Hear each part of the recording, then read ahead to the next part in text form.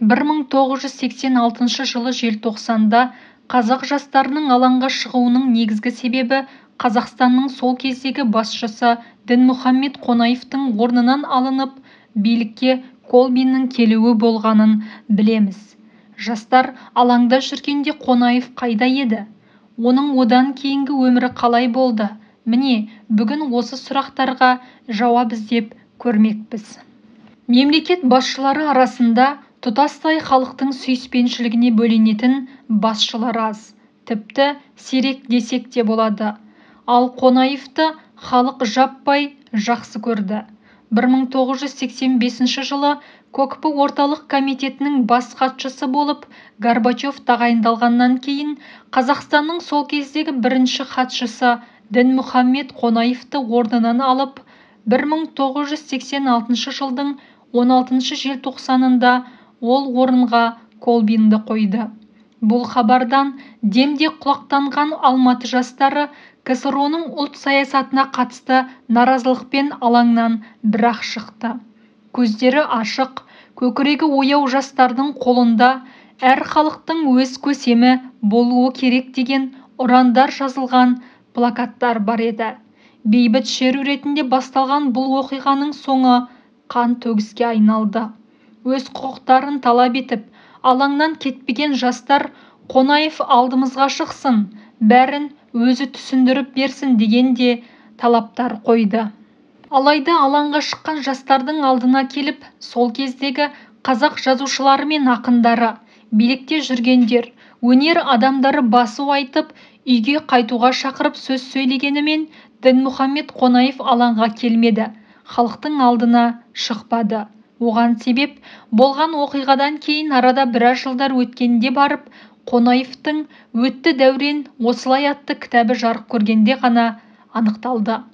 Онда Димекең сол уақытта бастан өткен жағдайды былай әңгімелейді. 1986 жылы желтоқсанның 11 күні саяси бюроның мәжілісінде зейнетті демалысқа шығуыма байланысты мені қызметтен босату туралы шешім қабылдады. Ал желтоқсанның 16-сында Қазақстан Компартиясы орталық комитетінің пленумы болды. Оны өзім ашып, КОКП орталық комитетінің хатшысы Разумовскийге сөз бердім. Ол менің зейнетті демалысқа шығуыма байланысты саяси бюроның шешімін оқып беріп, маған тілегін айтып, ыстық ықыласын білдірді. Орталық комитеттің бірінші хатшылығына Колбинді сайлады. Желтоқсанның 17 күні сағат 11-де маған Қазақстан Компартиясы орталық комитетінің екінші хатшысы Мирошкин телефон соқты. Орталық комитетке келуімді өтінді. Жайшылық па, мен зейнеттегі демалыстамын ғой деп едім. Ол алаңға бір топ жастар жиналды. Олар кеше өткен орталық комитеттің пленумының шешімін дұрыстап түсіндіріп беруді талап етеді. Жиналғандардың алдында сөйлеп, істің мән жайын түсіндіріп берсеңіз дұрыс болар еді деп жауап берді. Жақсы деп мен мынаны сұрадым. Колбин келісе ме бұған? Мирошкин телефон тұтқасын Колбинге берді. Ол орталық комитетке келіп, жастар алдында сөйлеуімді өтінді. Мен келісімімді бердім. Табан астынан жиналып айтқан жерге бардым. Колбин Назарбаев пен Камалдиновке жастар алдында сөйлеуді ұсынды. Маған сіз былай етсеңіз қайтеді деген тапсырма болмады. Сәлден кейін телефон соғылып, Мәскеудегі біреумен байланысты. Содан кейін сіз боссыз, демала беріңіз, біз өзіміз-ақ тиісті шара қолданып тәртіпке келтіреміз деді. Мен шығар алдында Мирошкиннен не үшін шақыртты, неге сөйлетпедіңіздер деп сұрадым. Ол былай деп жауап берді. Ақылдаса келіп сізге алаңға шығып сөйлеуіңіздің қажеті бола қоймас деп шештік.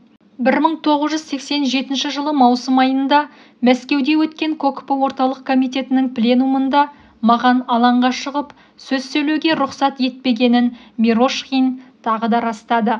Ал Колбин Қонаевтың сөйлеуіне өзі рұқсат бермегеніне қарамастан оны айыптауға көшті.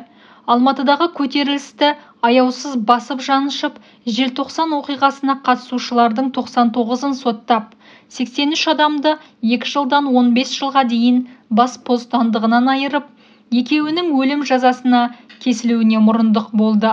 Сонымен қатар Қонаевтың соңына шамалып түсті. Алаңға шығып сөйлемеді деп жала жапты. Ол туралы демекең. Әйтсе де арада біраз уақыт өткен соң Колбин сөз сөйлеген жерінде аузы басы қисаймай мені алаңға жиналғандар алдында сөйлеуден үзілді-кесілді бас тартты деп айыптаумен болды. Менің естуімше, республиканың бірде-бір басшысы алаңға шыққан жастарға пленумның мән-жайын дұрыстап түсіндіріп бермеген. Оның орнына олар мұздай қаруланған милицияны, әскерді қарсы қойып, жиналғандарды аяусыз жазалаған. Қаншама студенттер мен жұмысшылар жазықсыз жапа шекті. Қазақстан комсомолы орталық комитетінің мәліметіне қарағанда, оқиғаға қатысқаны үшін немесе оларды қолдағаны үшін бірнеше мыңдаған студенттер оқу орындарынан шығарылған. Көбісі оқуды тастап кеткен. Қыршын жастардың төгілген қаны үшін 12-де бір гүлі ашылмаған жүздеген қыздар мен жігіттерді жазықсыздан жазықсыз соққыға жығып, тұтқындағаны үшін кім жауап беруге тиіс? Бұл сұрау белгісін талай адамның тұсына баттитып қоюға болады деп жазады. Міне, осыдан кейін-ақ Қазақстан Компартиясы орталық комитетінің 1987 жылғы 7-9 пленумдары Қонаевтың қателіктерін әшкерелеу науқанына арналды. Бір кездері өз қолымен өсірген мемлекет қызметкерлерінің көпшілігі Қонаевқа қарсы сөз сөйледі. Жазушылар мен өнер адамдарына да Қонаевқа қарсы сөз айтқызылды.